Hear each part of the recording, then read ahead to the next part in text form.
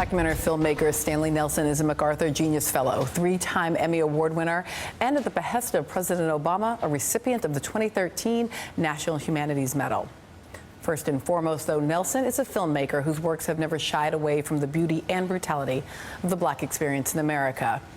Recently, Nelson turned his eye to one of the most often maligned and historically misunderstood players in the long struggle for racial justice in America, the Black Panther Party for Self-Defense.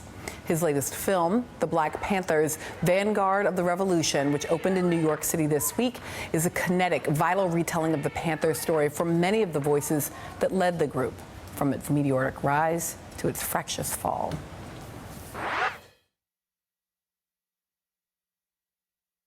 Is within the community that we're not going to continue to turn the other cheek. We're going to carry our guns and we're going to follow the police. We're going to maintain a legal distance, ready to throw down if necessary. The way we walk and talk and dress, we were a phenomenon. The FBI wanted to destroy the Panthers. How about justice? Justice is incidental to law and order. We don't hate nobody because of their color. We hate oppression.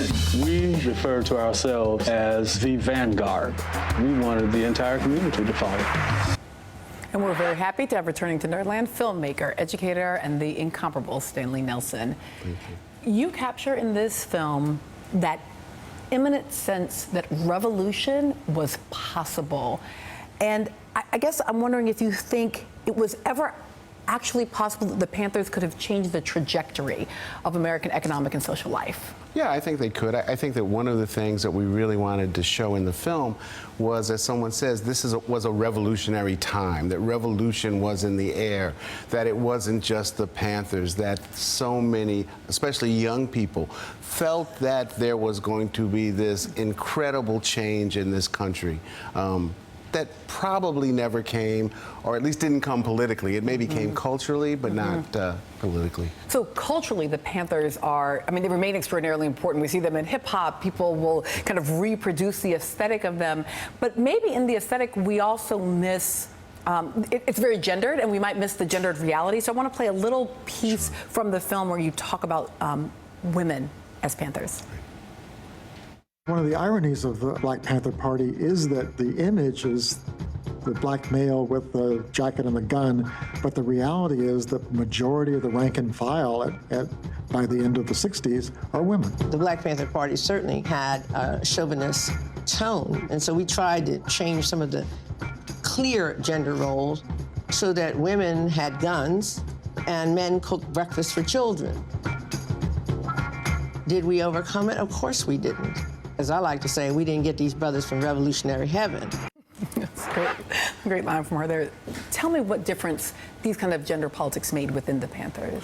Well, I think, you know, the Panthers looked at this revolution that they felt was coming, you know, that it needed men and women to be, you know, soldiers in the revolution. So, as I say in the film, women were a huge part of the Panther movement. Women were spokespeople for the Panthers. Women and men worked side by side. And I think it's one of the kind of falsehoods that we have. You know, we don't think of women when we think of the Black Panthers.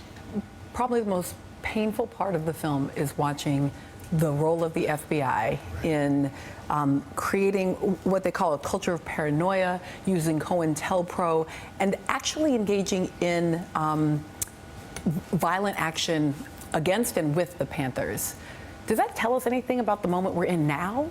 Well, I think it's a cautionary tale. I think you have to understand that, and I think it's for all young people who are involved in the movement now. They need to take a look at the film and understand, you know, what happened to the Panthers. You know, I think the other thing to remember is that the Panthers were so young. I mean, they were teenagers, you know, and the FBI was, you know, using everything that they had to destroy the Panthers.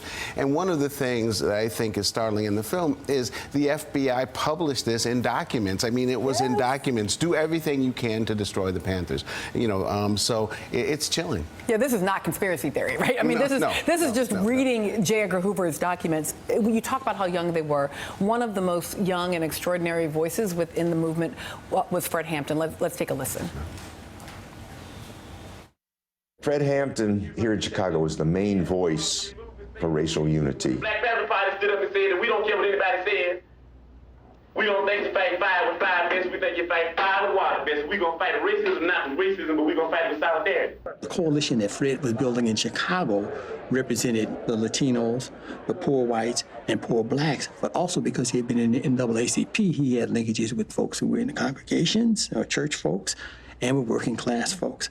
So Fred was building a broad-based coalition in Chicago, and that was the threat.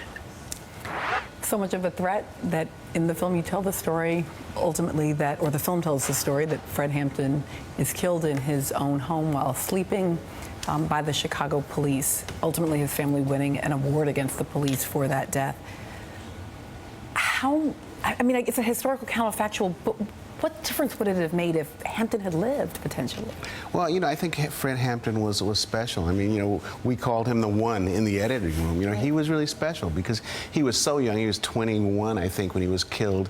But he had also come out of that, NAACP movement. He was really trying to build coalitions in Chicago. And so it was a little bit different from, Huey and Bobby and the people who first formed the movement in Oakland with guns.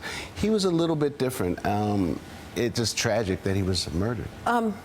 Tell us, because people are going to want to see it. How do people see it? So we're in New York right now, and we opened last week, and we're here for another 2 weeks, and then we go to 21 cities across the country. The best way to figure it out is to go to theblackpanthers.com, theblackpanthers.com, and that tells which city we're going to at different dates. But one of the great things we're doing is we're having guests at screenings all over the country. Panthers, other people involved, lawyers, other people. So it hopefully create events everywhere we go. It's a chilling film. I watched it last night and could not sleep. Thank you to Stanley Nelson. The film, once again, The Black Panthers, Vanguard of the Revolution. Information on upcoming screenings, again, go to theblackpanthers.com.